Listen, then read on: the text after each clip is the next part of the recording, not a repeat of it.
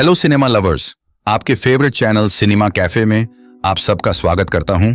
आज मैं एक्सप्लेन करने जा रहा हूं 2014 में रिलीज हुई फिल्म व्हिपलैश की बहुत ही जबरदस्त कहानी। इसे IMDb पर 8.5 आउट ऑफ 10 की रेटिंग मिली है। यह मूवी एक लड़के पर आधारित है जो एक म्यूजिशियन यानी एक ड्रमर बनना चाहता है, लेकिन ड्रमर बनने के लिए उससे बहुत मुश्किलों का सामना करना पड़ता है। इस लड़के का नाम एंड्रू है जो ड्रमर बनने के लिए बहुत मेहनत करता है। एक दिन एंड्रू को टेरेंस फ्लेचर अपने बैंड में शामिल कर लेता है। टेरेंस के बैंड का नाम शेफर कंजर्वेटरी स्टूडियो बैंड होता है और उसके बैंड में सिलेक्ट होना बहुत मुश्किल है क्योंकि उसके बैंड को बहुत प्रेस्टिजियस माना जाता है। यह बैंड पूरी दुनिया में मशहूर होता है। एंड्रू को इस बैंड के कोर ड्रमर की ऑल्टरनेट पोजीशन पर सिलेक्ट कर लिया जाता है, यानी कि मेन ड्रमर के नीचे का पोजीशन। लेकिन एंड्रू का ड्रीम है कि वो इस बैंड का कोर ड्रमर बनना चाहता है, यानी कि मेन ड्रमर। लेकिन उसके लिए उसे टेरेंस को इम्प्रेस करना पड़ेगा। बैंड में प्रैक्टिस करते दौरान एंड्रू को पता चलता है कि टेरेंस फ्लेचर अपने बैंड मेंबर्स को वर्बली और फिजिकली अब्यूज करता है और पहले ही दिन में एंड्रू फ्लेचर के टेम्पो को मैच नहीं कर पाता, इसलिए उसे फ्लेचर से बहुत डांट खानी पड़ती है। जिसके बाद एंड्रू ठान लेता है कि वो इस बैंड का कोर ड्रमर बन के ही रहेगा। इसलिए जब वो घर आता है तो वो बहुत देर तक प्रैक्टिस करता है, जिस वजह से उसके हाथों से खून निकलना शुरू हो जाता है। एक दिन एंड्रू उस बैंड के साथ एक कंपटीशन के लिए जाता है जहां पर फ्लेचर अपने सभी म्यूजिशियंस को म्यूजिक फोल्डर्स देता है और उनका ख्याल रखने के लिए कहता है। इस बैंड का कोर ड्रमर जिसका नाम कार्ल है, वो अपना म्यूजिक फोल्डर एंड्रू को संभालने के लिए दे देता है। लेकिन एंड्रू के हाथ से वो म्यूजिक फोल्डर कहीं खो जाता है, जिस वजह से कार्ल को एंड्रू पर बहुत गुस्सा आता है। अब उनकी परफॉर्मेंस का टाइम आता है और कार्ल फ्लेचर को बताता है कि एंड्रू के द्वारा उसका म्यूजिक फोल्डर खो गया है और उस फोल्डर के बिना वो परफॉर्म नहीं कर सकता।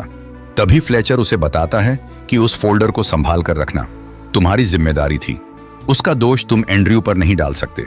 एंड्रू यहां पर फ्लेचर से कहता है कि उस फोल्डर में जो गाना लिखा हुआ था वो उसे बिना फोल्डर के भी परफॉर्म कर सकता है, क्योंकि वो कंपोजिशन उसे याद है।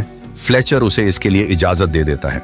एंड्रू जब स्टेज पर आता है तो वो बिना किसी फोल्डर के उस गाने को बहुत अच्छे से परफॉर्म करता है और वो लोग कंपटीशन जीत जाते हैं। इस घटना के बाद से फ्लेचर एंड्रू से इंप्रेस हो जाता है और वो उसे ग्रुप का कोर ड्रमर बना देता और कार्ल अपने आप ऑल्टरनेट ड्रमर बन जाता है। कुछ दिन बाद फ्लेचर अपने ग्रुप में रायन नाम के एक लड़के को रिक्रूट करता है जो एक लो लेवल बैंड का ड्रमर होता है। यहां से एंड्रू, कार्ल और रायन के बीच एक कंपटीशन स्टार्ट हो जाता है। क्योंकि ये तीनों के तीनों इस बैंड का कोर ड्रमर बनना चाहते थे, इसलिए सबको बहुत ज्यादा मेहनत करनी पड़ेगी। एंड्रू डिसाइड करता है कि वो अब अपना 100% देगा। एंड्रू की एक गर्लफ्रेंड है, वो उससे मिलने जाता है। वो अपनी गर्लफ्रेंड से कहता है कि तुम मेरे लिए मेरे ड्रीम से बढ़कर नहीं हो। मैं अपनी ड्रीम को चेस करना चाहता हूं। मैं नहीं चाहता कि कोई इस ड्रीम को चेस करने में रुकावट बने। इसलिए एंड्रू अपनी गर्लफ्रेंड के साथ ब्रेकअप कर लेता है और घर आकर वो बहुत हार्ड प्रैक्टिस करता है। फ्लेचर ये डिसाइड नहीं कर पा रहा था कि इन तीनों में से किससे कोर ड्रमर बनाना है, इसलिए वो अगले दिन 5 घंटे तक इन तीनों का एग्जाम लेता है। इन तीनों के बीच ये कंपटीशन बहुत टफ होता है, लेकिन इस कंपटीशन में एंड्रू कार्ल और रायन को हरा देता है।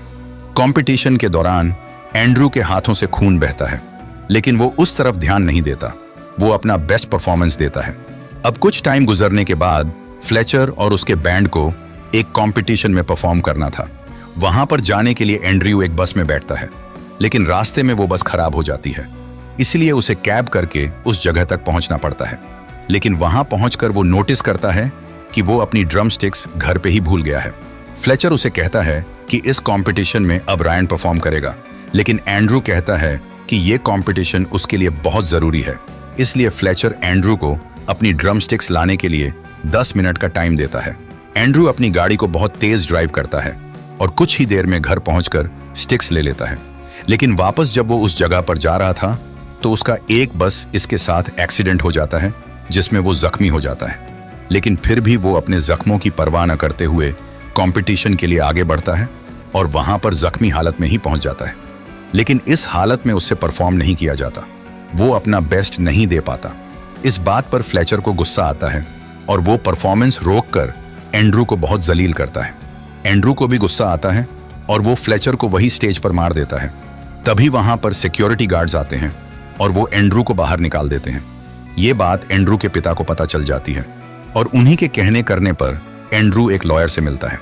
वो लॉयर एंड्रू को बताती है कि कुछ दिन पहले फ्लेचर के एक स्टूडेंट ने सुसाइड कर लिया था क्योंकि फ्लेचर ने उस पर बहुत प्रेशर डाला था। उस स्टूडेंट के पेरेंट्स ने भी फ्लेचर पर केस किया है। वो केस भी मैं ही हैंडल कर रही हूँ। अगर तुम कोर्ट में गवाही दोगे कि फ्लेचर स्टूडेंट्स पर बहुत ज्यादा प्रेशर डालता है तो मैं फ्लेचर को स्टूडेंट्स को म्यूजिक सिखाने से बैन करवा सकती हूँ। एंड्रू अपने फादर के कहने पर गवाही देने के लिए तैयार हो जाता है और कुछ दिन बाद वो लॉयर फ्लेचर को सजा दिलाने में कामयाब हो जाती है। लेकिन अब एंड्रू ड्रम्स बजाना छोड़ देता है।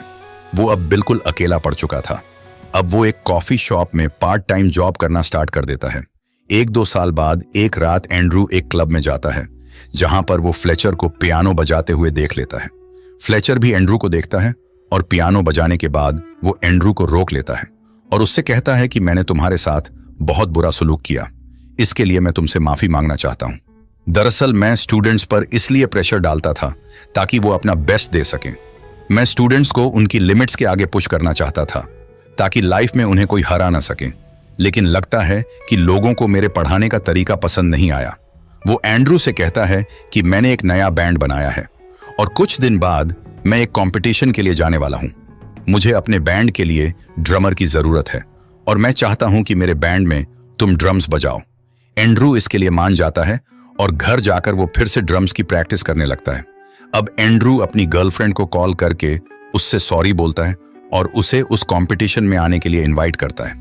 लेकिन उसकी गर्लफ्रेंड उसे बताती है कि वो ऑलरेडी किसी और के साथ रिलेशनशिप में आ चुकी है। अब वो कंपटीशन का दिन आ जाता है और एंड्रू कंपटीशन में पार्टिसिपेट करने के लिए पहुंच जाता है।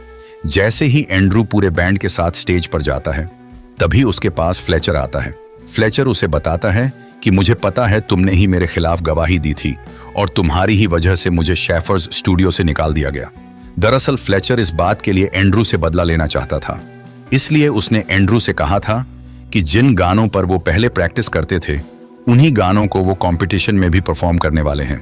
लेकिन यहां आकर एंड्रू को पता चलता है कि फ्लेचर का बैंड दूसरा गाना परफॉर्म करने वाले हैं।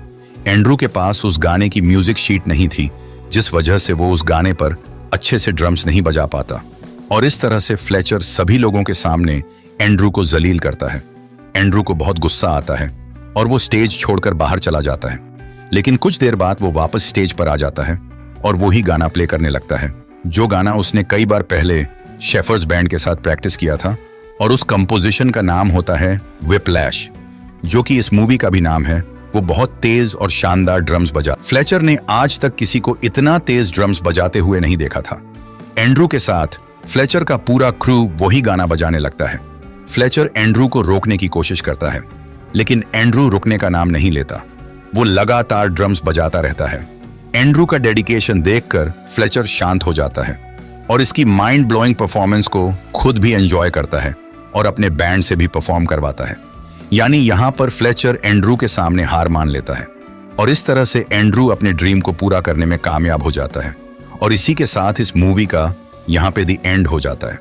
दोस्तों, जैसा कि आप सभी ने मूवी में देखा कि एंड्रू को उसका ड्रीम चेस करने में बहुत सारी प्रॉब्लम्स का सामना करना पड़ा, लेकिन फिर भी उसने हिम्मत नहीं हारी। एंड्रू ने पूरी लगन से अपनी ड्रीम को चेस किया और इसलिए आज एंड्रू कामयाब हो पाया। वीडियो को लास्ट तक देखने के लिए आप सभी का बहुत शुक्रिया। आज के लिए बस इतना ही। मिलते हैं अगली वीडियो में।